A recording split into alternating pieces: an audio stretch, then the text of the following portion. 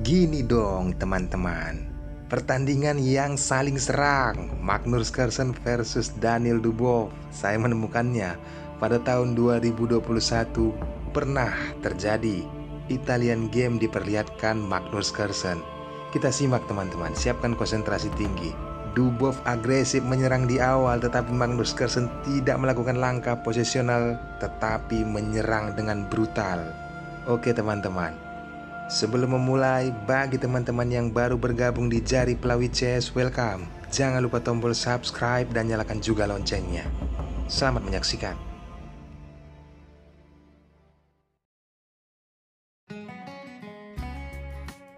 Magnus Carlsen, pemegang buah putih, bagaimana saya katakan tadi, Italian Game diperlihatkan. Memainkan langkah rumusan dilakukan oleh kedua pemain.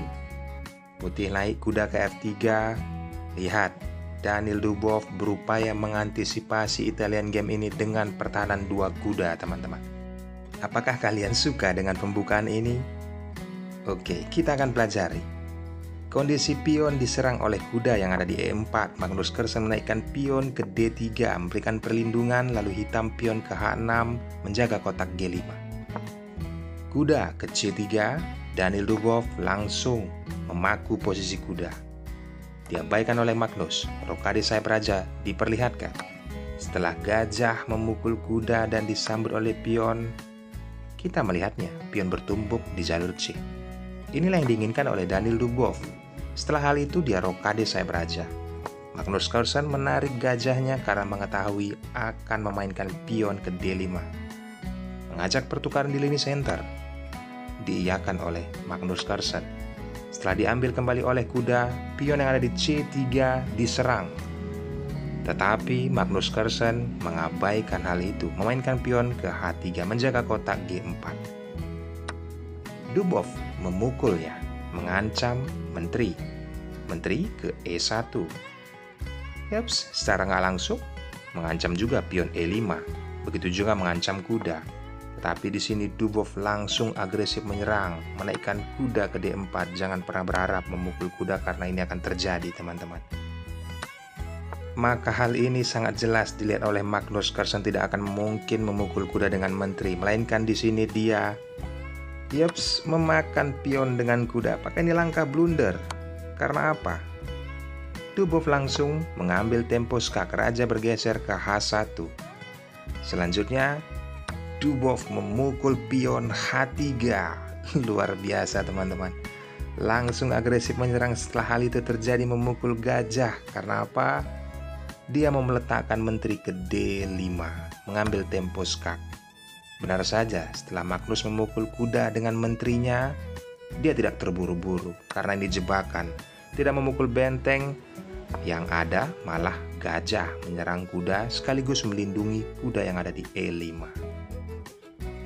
Kita kembali ke partai aslinya, tetap dengan fokus tujuan awal. Setelah mengeksekusi gajah dengan kuda, dia mengambil tempo skak terlebih dahulu, menempatkan menteri ke D5, raja naik ke H2, barulah dia memukul benteng, teman-teman. Bagaimana respon dari Magnus Carlsen? Diserang dengan merupakan pengorbanan yang diberikan oleh Daniel Dubois. Magnus pun langsung menaikkan gajah ke B2, lalu hitam mengepin atau memaku posisi kuda. Benteng telah berada di E8, itu diabaikan. Magnus kembali menyerang dengan benteng ke G1, ancaman kepada pion yang ada di G7. Bagaimana hitam merespon? Pion ke F6. Apa yang bisa diperbuat oleh Magnus Carlsen? Lihat teman-teman, kembali menyerang, dan ini sangat brutal, mengorbankan kuda, tetapi raja hitam pasti akan tewas. Ancamannya bukan main-main. Respon jika hitam, benteng ke E7 akan mencakar salah satu dari benteng ini. Ini analisis. Tetapi langkah aslinya, Daniel Dubois memainkan pion ke G5, menutup serangan. Respon Magnus, menteri ke F5. Selanjutnya, jangan pernah berpikir pion bisa memukul kuda. Karena apa? Tempo skak dilakukan. Raja bergeser, kembali skak sambil memakan pion. Raja bergeser, skak oleh benteng. Setelah benteng ke G7, selesai permainan teman-teman. Ini analisis agar kita bisa melihat tujuan dari buah putih. Langkah terbaik rekomendasi dari komputer memukul kuda tersebut dengan benteng.